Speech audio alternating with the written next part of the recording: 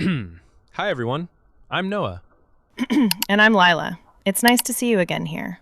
Lila, have you ever answered a question about 3 hours late? 3 hours late. How? Someone asks, "So, what do you think?" And your brain goes, loading, loading, loading. Then you smile, say absolutely nothing, go home, take a shower, and suddenly, oh, that's what I should have said. Why does the shower suddenly make us fluent? Seriously, my best English always arrives when nobody is around. Mine too. Sometimes I sound like a TED Talk, only inside my bathroom. Exactly. Outside, I'm, inside. Today I'd like to discuss 3 important reasons. Actually, something like that happened to me last week. I was talking with someone from Canada. They asked me, "So, what do you think about learning languages?" Easy question. Mm-hmm. I've literally spent years thinking about that. I had so many ideas. I wanted to talk about confidence, mistakes, travel, meeting people, everything. Ooh, this sounds promising. What did you say? I don't know. That's it? That's it. 3 words. I don't know. Noah, your brain wrote an entire novel, and your mouth published the title. Exactly. My brain was giving a full presentation. PowerPoint slides, animations, background music. Meanwhile, my mouth was like, yeah, no. Actually, mine is even worse. Have you ever recorded a voice message, then listened to it, deleted it, recorded it again, deleted it again, changed one word, deleted it again, and after 20 minutes, never sent anything? Please stop spying on my phone. I swear, I can spend longer recording a 30-second voice message than cooking dinner. Same. Sometimes I'm not even practicing English anymore. I'm just arguing with myself. No, say it this way. No, that sounds weird. No, what if they misunderstand? No, start again. And the funny part? The other person probably would have listened and thought, oh, nice message. That's it. They weren't judging every word. Only we were. You know what's strange? What? When we're alone, we suddenly become fluent. We can explain ideas, tell stories, argue with imaginary people, win imaginary debates. Oh, I've definitely won arguments that never actually happened. Same. In my imagination, my English deserves an Oscar. But the second a real person looks at us, it's like someone quietly presses mute button. And I think that's why so many people believe my English isn't good enough. But what if that's not actually the problem? What if your vocabulary isn't stopping you? Your grammar isn't stopping you? Your pronunciation isn't stopping you? What if the loudest thing in the conversation isn't your English? It's your brain. Think about it. Have you ever translated a sentence only to realize the conversation had already moved on?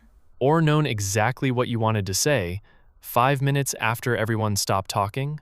Or stayed completely quiet, even though you understood almost everything? Maybe we don't stay silent because we know nothing. Maybe we stay silent because we're trying far too hard. So today, we're not going to start with grammar. We're not going to memorize 50 new words. We're not even going to worry about pronunciation. Instead, we're going to talk about the real thing standing between you and speaking English naturally. Not your mouth. Not your accent, your brain. And once you understand what it's doing, you'll stop fighting yourself and finally start talking.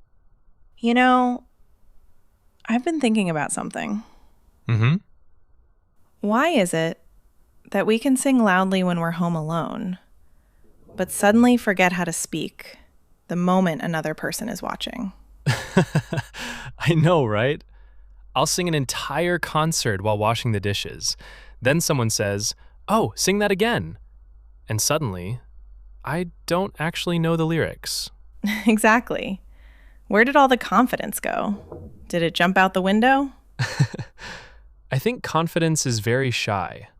The second you look at it, it disappears.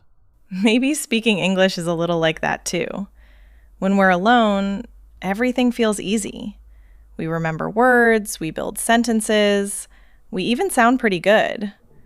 But then a real person looks at us, and suddenly our brain says, nope. Yeah, almost like someone inside our head pulls the emergency brake. But here's something interesting. I don't think our brain is trying to embarrass us. Really? Because sometimes mine feels like my biggest enemy. Mine used to feel that way too, until I learned something that completely changed how I see it. Your brain isn't trying to stop you. It's trying to protect you. Protect me? By making me forget every English word I know? That's a very strange way to help. I know. It doesn't feel helpful. But think about it. Our brain has one very important job. Keep us safe. Not fluent, safe. Huh. I never thought about it like that. So when my brain says, don't speak, it's not saying, your English is terrible. It's saying, I don't want you to get hurt. Exactly. The problem is, our brain isn't very good at telling the difference between real danger and emotional danger. Oh, like embarrassment? Yes, being laughed at, feeling stupid, being corrected in front of everyone. Those moments may only last 30 seconds, but our brain remembers them for years. Actually, that reminds me of something. When I was about 10, our English teacher asked me to read one sentence out loud.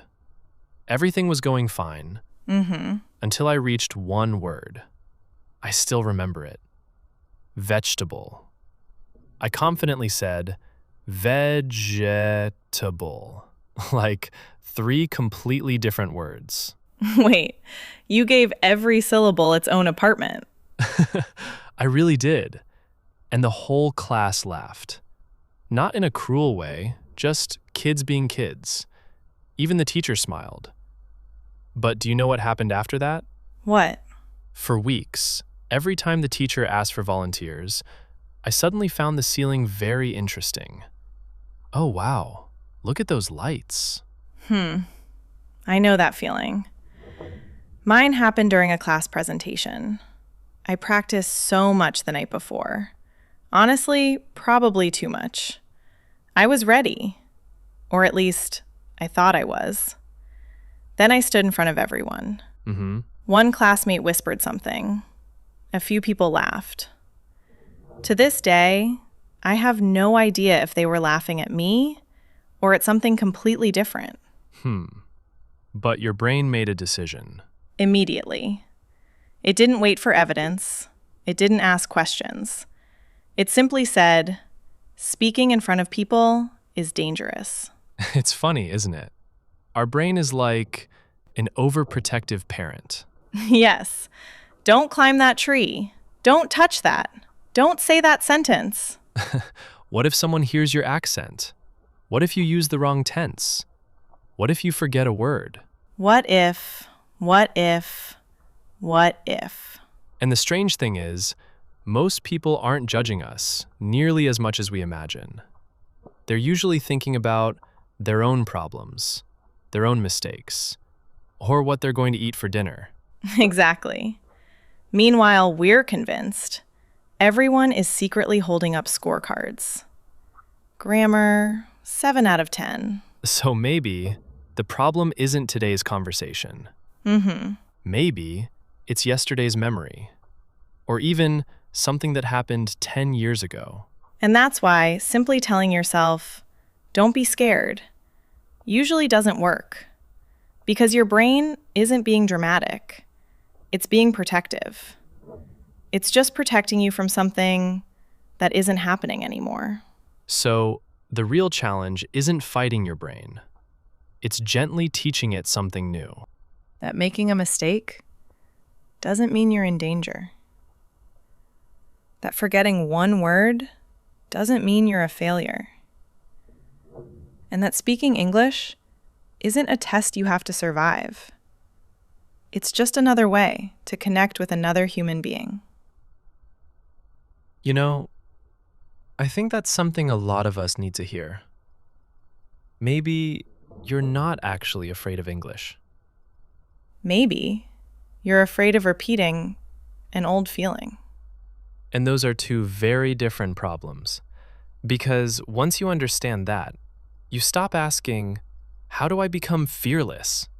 And you start asking, how do I teach my brain that I'm safe now? And I think that's where real confidence begins. Not when fear disappears, but when your brain slowly realizes it doesn't have to protect you from every little mistake anymore. Can I confess something slightly embarrassing? Always. I'm a big fan of it. A few months ago, I spent almost 5 minutes trying to make one English sentence perfect. 5 minutes? What was the sentence? Some deep philosophical idea? No, it was, I'm a little tired today. I know. Don't judge me. Meanwhile, the conversation had probably moved on to, anyway, who's hungry? That's the crazy part. While I was fixing one sentence, everyone else was already enjoying the conversation. You know what perfectionism reminds me of? What? Google Maps. Google Maps? Yeah. Have you ever missed a turn while driving? Google Maps doesn't scream, "You failed." It doesn't stop working. It doesn't quit. It simply says, recalculating. You're right. Imagine if Google Maps acted like perfectionists. You missed one turn. I'm leaving. Good luck. But somehow, that's exactly how we treat ourselves. We forget one word, and suddenly our brain says, conversation over. Or we pronounce something a little strangely and immediately think, well, my English career is finished. Here's something that completely surprised me. Have you noticed how native speakers actually talk? Oh, not like textbooks. Definitely not. Exactly. Listen carefully next time. They pause, they restart, they change their minds halfway through a sentence. They say, wait. No, actually, I forgot the word. I've even heard native speakers stop and say, what's that word again? To another native speaker. Yes, and nobody gasps. Nobody points at them and says, excuse me, you're officially no longer fluent. Actually, last week I watched an interview with a famous actor. Halfway through an answer, he completely lost his train of thought. He laughed, looked at the interviewer, and said, I have absolutely no idea where I was going with this. Then he just continued talking. See? Nobody cared. Because conversations aren't performances. They're messy. Real people don't speak in perfect paragraphs. They build ideas together. I think that's something we forget. We're trying to sound like subtitles.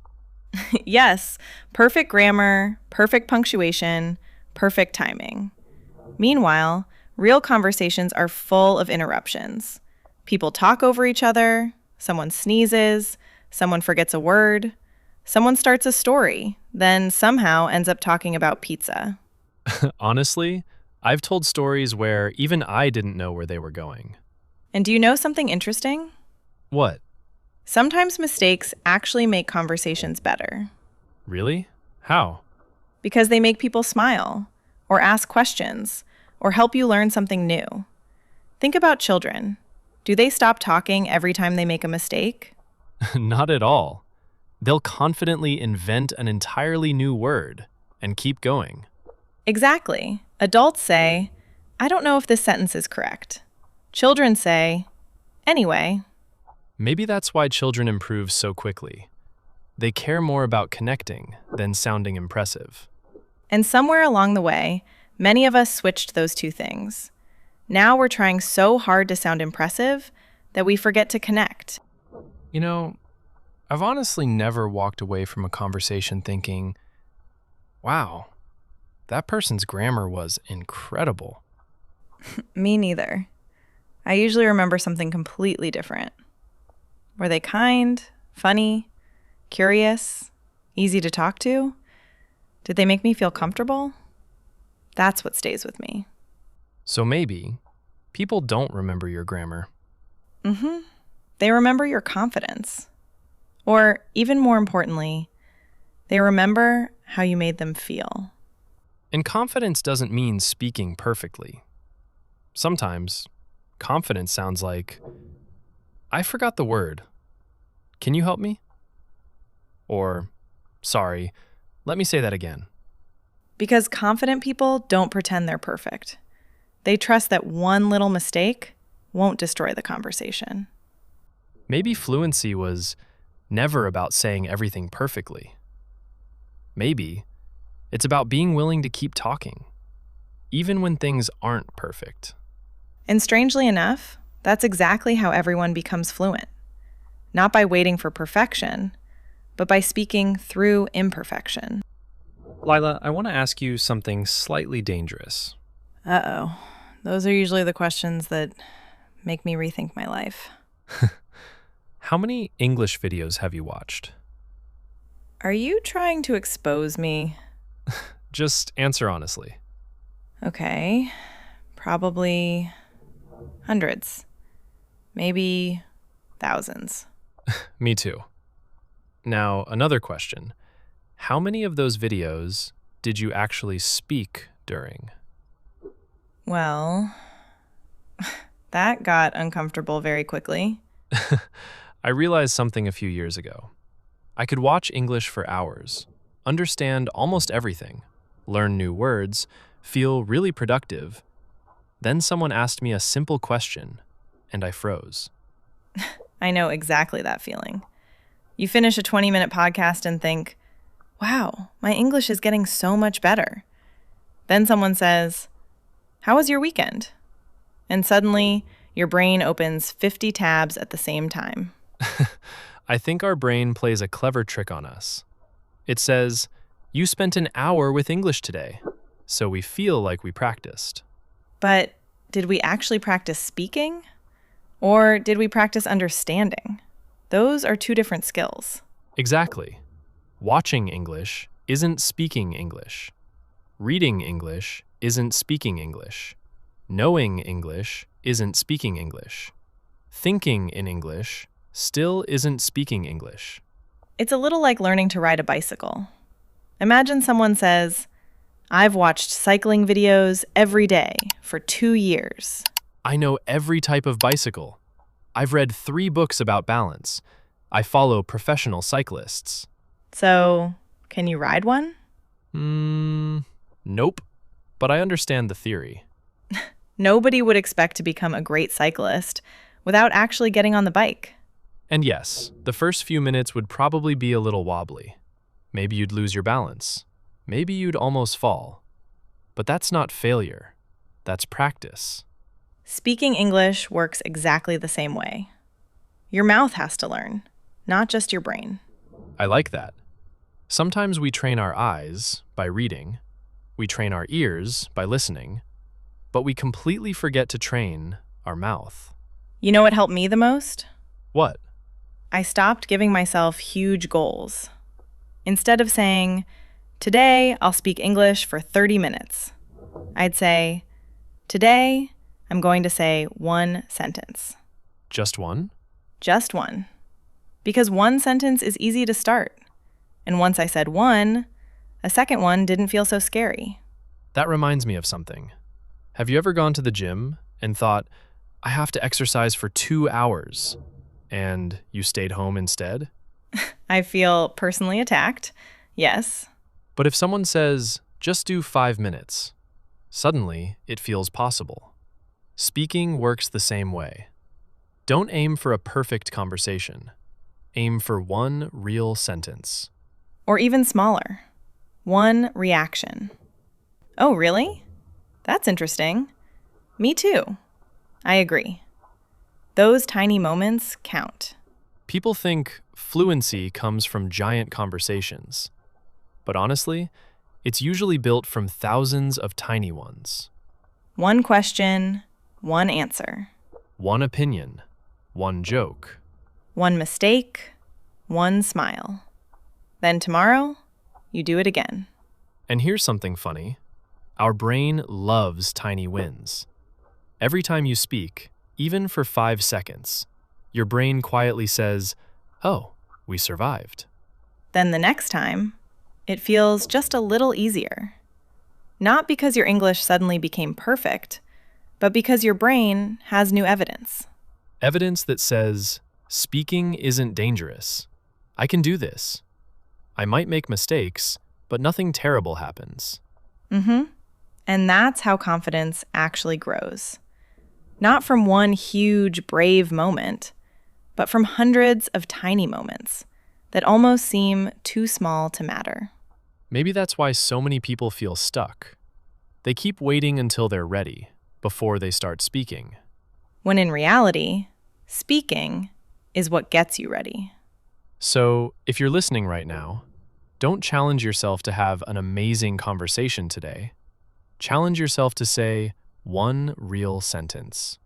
Because one sentence becomes two. Two become a conversation. And one day, without even noticing, talking starts to feel normal. Anyway, can I tell you something I've noticed about conversations? Go for it. Starting them is way harder than continuing them. Oh, you nailed it. It's like standing at the edge of a swimming pool. Jumping in feels scary. But once you're in, you just swim. Exactly. The hardest part isn't sentence number 5, it's sentence number 1. You know what's funny? What? Sometimes that first sentence isn't even a sentence. What do you mean? Think about yesterday. How many conversations started with something like, "Oh, really? Seriously? No way. Wow." You're right. If someone secretly recorded adult conversations, half of them would begin with, "Wow." Or, Or, "That's interesting." Or my personal favorite, "Oh." That one is dangerous. Depending on how you say it, it can mean 20 different things. But here's the point. Most conversations don't begin with brilliant speeches. They begin with tiny reactions. And those tiny reactions do something amazing. They keep the conversation moving. Imagine your friend says, "I finally finished my project." You don't need to answer with, "Congratulations on successfully completing your professional assignment after an extended period of hard work." Please don't. You can simply say, "Really? That's awesome." Then maybe they say, "Yeah, it took me 3 weeks." Now you have something to respond to. "Oh, wow. Was it difficult?" See, one sentence became two. 2 sentences became a conversation. That's what I'm talking about. Conversations grow. You don't build the whole bridge before taking the first step. You build it while you're walking. That reminds me of something from school. Do you remember Newton's first law? I wasn't expecting physics today, but yes, a little. Objects at rest stay at rest, unless something moves them. Okay, where are you going with this? Conversations are surprisingly similar. A silent conversation usually stays silent until somebody says something. Anything. Even something tiny. "Good morning. How's your day? I like your bag. Wow, that smells so good." Yep. Once someone starts, everyone else suddenly has something to respond to. Momentum takes over.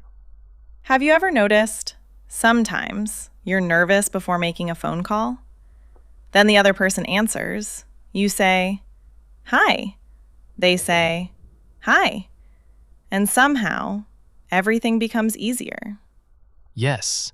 It's almost like our brain says, "Oh, we're doing this now." I used to think I needed confidence before I opened my mouth. Now I realize, sometimes opening my mouth creates the confidence. That's such a good way to put it. People think confidence comes first, action comes second. But most of the time, it's the other way around. Here's a little challenge. The next time someone speaks to you in English, Don't worry about having the perfect answer. Just react. Say, really? Oh, wow. I know. Me too. That makes sense. That's interesting. And then be curious. Ask one small question. What happened? Why? How was it? When? Yep, that's it. You don't have to carry the whole conversation. Just keep throwing the ball back. I love that image. A conversation isn't a speech. It's a game of catch. One person throws the ball. The other throws it back. Nobody wins by holding on to it forever. Imagine playing catch and saying, "Sorry, I'm waiting until my throw is perfect." The other person's going to say, "Could you just throw the ball?" Maybe your first sentence won't be impressive. Maybe it'll be short. Maybe it'll even be a little awkward. But that's okay, because the goal of the first sentence isn't to impress anyone. It's simply to get the conversation moving. And once it's moving, you'll probably discover something surprising. The second sentence is already easier than the first. And good news, today's conversation went better than my bathroom TED Talk. You know, I think I spent years asking the wrong question. Instead of asking, how can I connect with people? I kept asking, how can I sound fluent? And those are not the same question. Wow, that hits hard. Because when we're focused on sounding fluent, we're usually focused on ourselves. My grammar, my accent, my mistakes, my vocabulary. But real conversations are usually about the other person. Exactly. And I learned that in the most unexpected way. A few years ago, I met a traveler at a train station. His English was very limited. Really limited. He mixed tenses, he forgot words, he pointed at things. Sometimes he just made sound effects, like train, tomorrow, boom boom, city? Honestly, it was not beautiful English. But do you know what I remember? What? That he was trying? Yes, and that he was smiling, and that he was curious, and that he wanted to connect. We ended up talking for almost 20 minutes, not because his English was perfect, but because his energy was warm. His eyes said, "I want to understand you." And somehow, that mattered more than his grammar. That reminds me of my grandmother. She learned a little English late in life. Very little. She would forget words all the time. One day, she wanted to say refrigerator, but she couldn't remember it. So she said, the cold food house. Honestly, everyone understood her immediately. That's amazing. And honestly, cold food house is a pretty good description. Maybe English needs that word. Right? What I remember most is not her mistake. I remember how brave she was. She was willing to speak even when she wasn't sure. And everyone loved talking to her. Nobody cared that her English was imperfect. Children are like that too. They communicate with half-finished sentences, wrong words, funny sounds, and somehow they still make friends everywhere. They don't wait until they sound impressive. They just reach out. Maybe that's the secret we forget as adults. Communication is not a performance. It's a bridge. And bridges don't have to be beautiful to work. They just have to connect two people. I think a lot of English learners believe people are listening for mistakes. But most people are listening for meaning. They're asking, can I understand you? Can I feel your emotion? Can I trust you? Can we share a moment? And those things come from eye contact, smiles, curiosity, kindness, questions, not perfect grammar. There's a line I wish every learner could hear. People forgive broken English. They don't notice silence. Think about that for a second. Most people will happily help you if you search for a word. Most people will smile if you make a small mistake. Most people will wait while you try again. But if you never speak at all, they never get a chance to know you. And that feels sad to me, because behind that silence, there is a real person, real stories, real humor, real opinions, real dreams. The world doesn't need another perfect speaker. It needs your voice. So maybe the goal isn't to sound fluent tomorrow. Maybe the goal is much simpler. Look at someone, smile, ask a question, share one small thought. Connect.